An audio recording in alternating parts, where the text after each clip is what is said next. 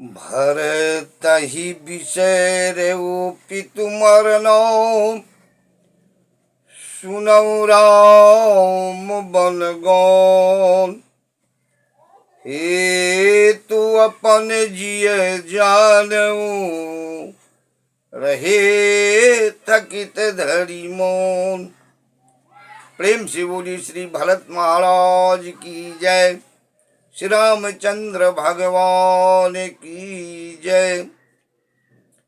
ये प्रस्तुत चौपाई हमारे पूज्य स्मरणीय संत गोस्वामी तुलसीदास जी महाराज अयोध्या कांड में कहते हैं, बार बार भारत की चर्चा करते मन विचलित हो रहा है। भरत जी की प्रशंसा करते मन आनंदित हो रहा है।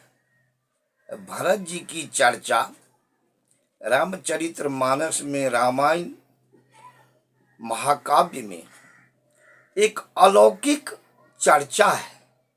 राम के बाद भरत महाराज की ही चर्चा अति प्रशंसनीय है। भरत जी महाराज की कितनी प्रशंसा की जाए वो कहना कठिन है, क्योंकि उनका जो कार्य है वो कार्य की बराबरी करना अहिलोक में, इस युग में असंभव है। कोई कर नहीं सकता, उनकी बराबरी कोई कर नहीं सकता है। अनुकरण उसका करके लोग प्रतिष्ठा के पात्र बन सकते हैं। गोस्वामी जी महाराज कहते हैं, भरतहि बिसरऊ पितु मरनौ सुनौ राम बन गौन। पिता की मृत्यु की चर्चा सुने भूल गए। जब उन्हें सुनाई दिया भरत महाराज को, जो भैया वनवास को चले गए हैं, तो वो बहुत विचलित हो गए। तो वो पिता की चर्चा मृत्यु को भूल गए।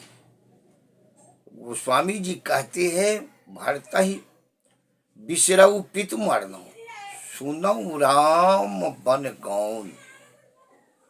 गौन शब्द जो है इससे साफ स्पष्ट होता है। हमारे गोस्वामी तुलसीदास जी महाराज अंग्रेजी भाषा के भी ज्ञाता थे। अंग्रेजी भाषा में कहा जाता है, भार्व का तीसरा रूप है गो वेंट गॉन। बहुत जगह मानस में चर्चा होती है, फारसी शब्द का प्रयोग है, उर्दू शब्द का प्रयोग है, अंग्रेजी शब्द का प्रयोग है। तो गोस्वामी तुलसीदास जी महाराज पहले कहे हैं, नाना पुराण निगमागम सम्मतम जत। अनेकों पुराण, नाना पुराण की चर्चा। गोस्वामी जी बहुत प्रकांड विद्वान थे। तो उन्होंने जो चर्चा की है, उस चर्चा में उनके शब्द से जो वाणी निकलती है, उसमें अनेकों भाषा में उसका प्रयोग किया गया है। जो रामचरितमानस वो लिखे अवधि में कहते हैं, भरतहि बिसरऊ पितु मरनौ सुनौ राम बन गौन। राम भैया के वनवास को सुन करके, हे तू अपन जिय जानऊ रहे थकित धरि मौन, सन्न हो गई। आज की तारीख में, आज की परिस्थिति में संभव नहीं है, कोई कर नहीं सकता है। उनका अनुकरण करना कठिन है। तो हे तू अपन जिय जानो, उन्होंने अपने आप को इस वनवास का कारण समझे। आज की जो परिस्थिति है वो तो गलत काम आदमी स्वयं करते हैं, आरोप किसी और पर लगाते हैं, दोषारोपण किसी और पर करके अपने को बच जाते हैं। लेकिन वो त्रेता के भरत थे, उन्होंने इस वनवास के कारण अपने आप को समझे, अपने आप के ऊपर लिए। कहते हैं गोस्वामी जी, हे तो अपन जिय जानऊ, अपने आप को इसका कारण समझे, रहे थकित धरी मौन। सन्न हो गए, इसको सुनते ही भरत महाराज सन्न हो गए कि मैं ही इसका कारण बन गया। वस्तुतः चर्चा बार बार भरत जी की करते हैं। भरत महाराज की कितनी प्रशंसा की जाए, कितना उनका गुणगान किया जाए।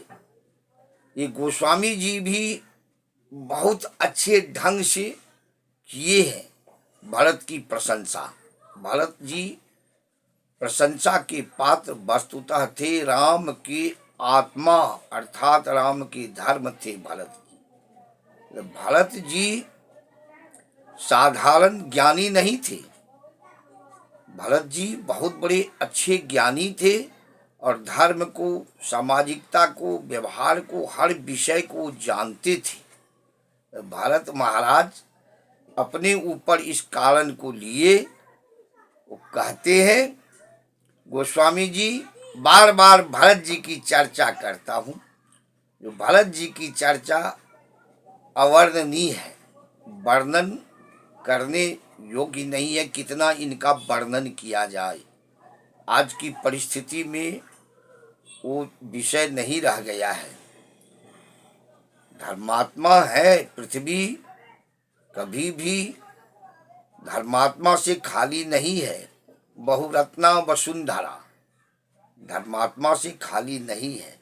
लेकिन रामचरितमानस में जो गोस्वामी जी चर्चा किए हैं राम भरत की, उसमें दोनों का स्वरूप भी मिलते जुलते हैं और दोनों के व्यवहार भी एक दूसरे के पूरक के रूप में मिलते हैं। यही भरत महाराज की चर्चा है। तो कहते हैं, भरत ही बिसरऊ पितु मरनौ, सुनऊ राम बन गौन, हे तू अपन जिय जानऊ, रहे थकित धरी मौन।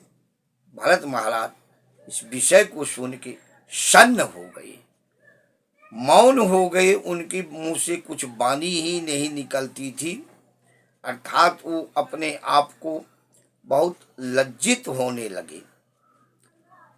अभी की परिस्थिति जो है वो कुछ और है।